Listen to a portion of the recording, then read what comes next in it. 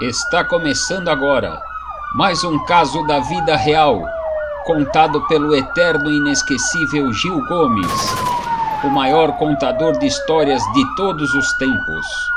Prepare-se para fortes emoções. Pedro Paulo era um homem direito, trabalhador, honesto, pai de família, abandonado pela mulher há muito tempo. A mulher simplesmente um dia foi embora. Sem bilhete, sem nada, sabe-se. Ela fugiu com outro homem. Abandonou marido e 3 filhos. Nunca mais se teve notícias dela. Aliás, sabe-se, ela está vivendo com outra pessoa. Soube-se, ela já namorava com esta pessoa há muito tempo, mesmo casada. Abandonou, traiu e foi embora. Pedro Paulo se abateu. Moralmente se abateu, lógico. Foi um duro golpe na sua vida, o abandono da mulher. Mas ele precisava, pelo menos aparentemente, ser forte. E pelo menos aparentemente ele foi.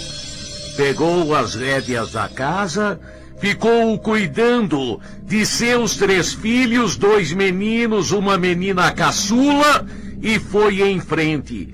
Nunca ninguém viu Pedro Paulo falando mal da mulher. Nunca ninguém viu Pedro Paulo reclamando, se nas suas horas de solidão, se nas suas horas solitário, ele chorou, reclamou, lamentou, não se sabe.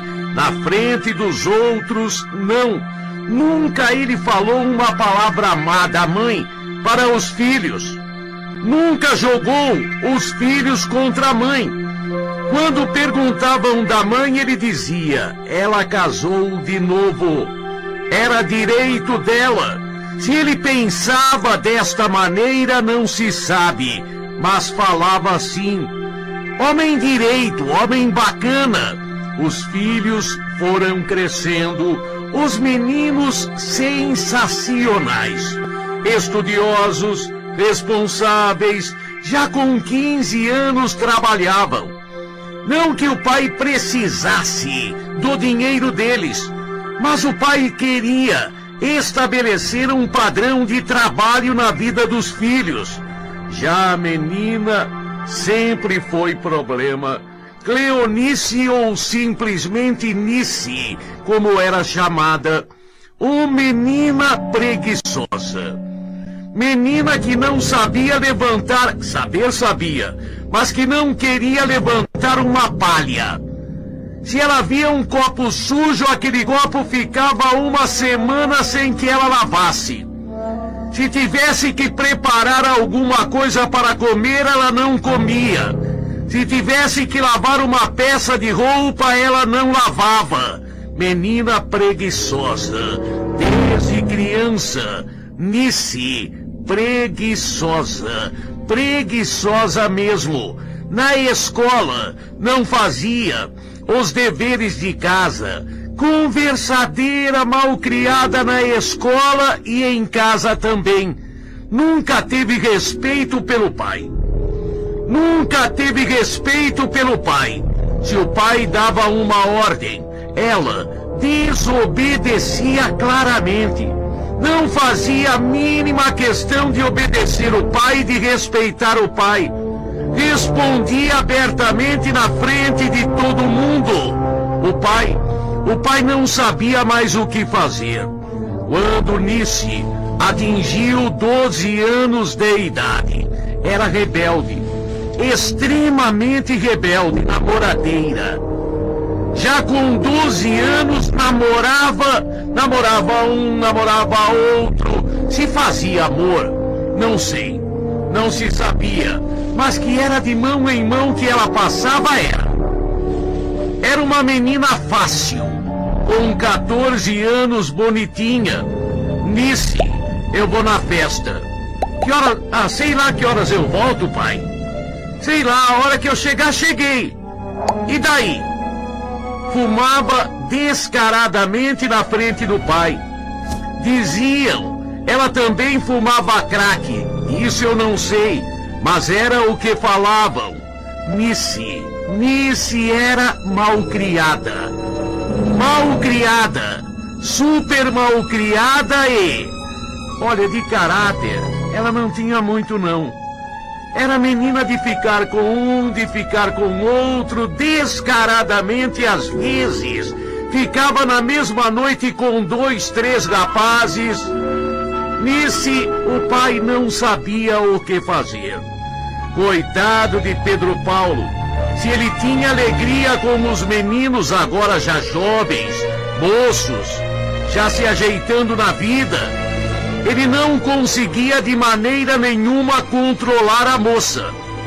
Com 17 anos, Nice era do Arco da Velha. Com 17 anos não havia quem a fizesse obedecer uma ordem sequer do pai. E Nice, manhosa. Isso ela era. Quando ela fazia aquela cara de santinha para quem não conhecia, para quem não a conhecia, achava a santinha. Ela falava, eu não sei.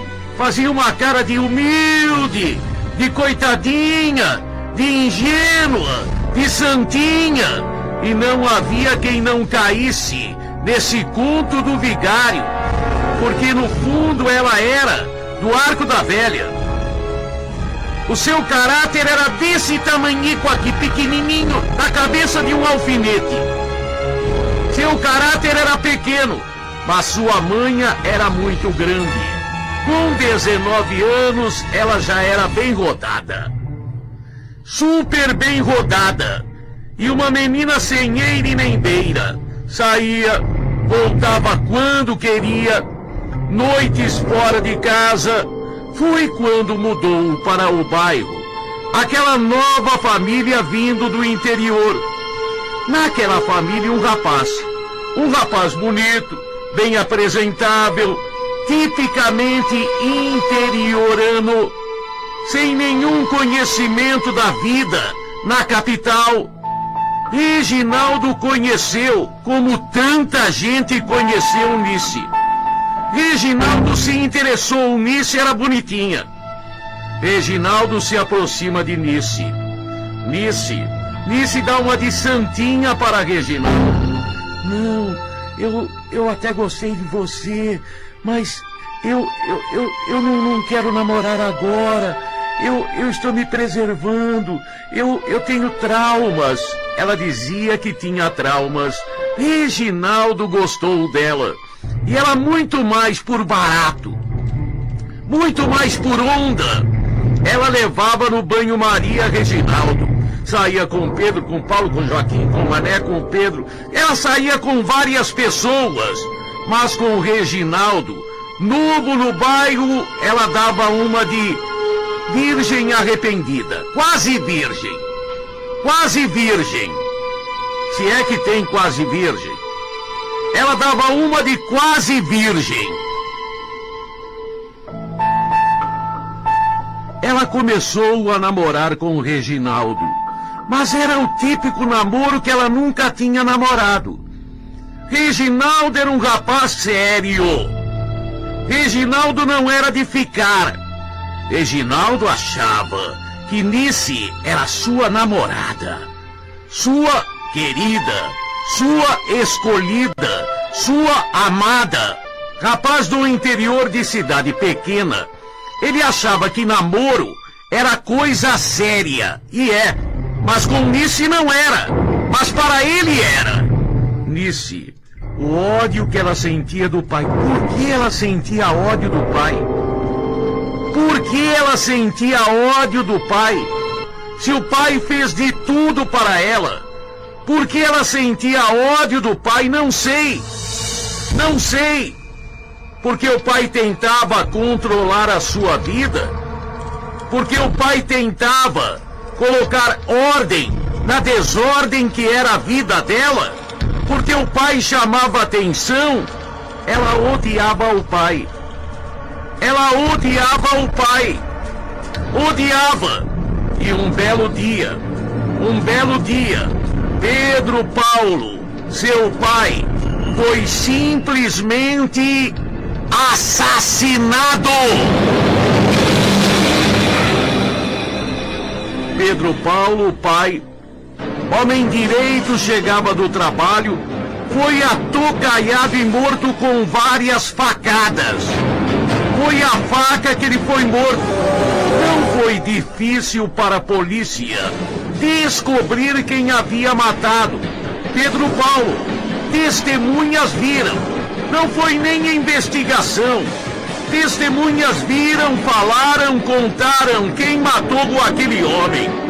Quem matou aquele homem de 45 anos de idade. Quem matou aquele homem foi Reginaldo, o namorado da filha. O namorado da filha. Reginaldo foi preso. E Reginaldo confessou plenamente. Matei e mataria de novo. Matei e mataria de novo. Eu namoro a filha dele. Sabe o que ele fez? Foi ele que violentou. Ela inventou tudo isso. Com ódio do pai e sabendo que o namorado era meio boboca. Sabendo que o namorado era crédulo, que acreditava nela. Ela inventou que o pai a violentava. Que o pai havia sido o primeiro na vida dela e continuava a violentar. Ela fez o papel de coitadinha. Ai, meu pai, eu tenho trauma. Eu não quero fazer isso porque eu tenho trauma. Papai abusa de mim desde que eu era pequenininha. Mentirosa. O namorado revoltado matou o pai dela. Na delegacia ela contou, não, meu pai nunca fez nada, mas eu contei pro meu namorado, se ele matou é problema dele. Se eu tô arrependida, não quis que ele matasse. Eu inventei essa história porque inventei. E daí? Já inventei tanta história, já contei tanta história, sou responsável por uma mentirinha, mas não pelo crime. Reginaldo ficou sabendo o papel de bobo que fez. Chorava como criança, mas a estupidez já estava feita.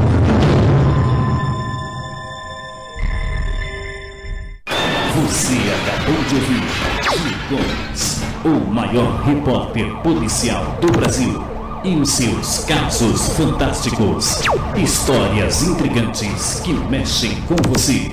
Gil Gomes, para quem tem fraco por histórias fortes.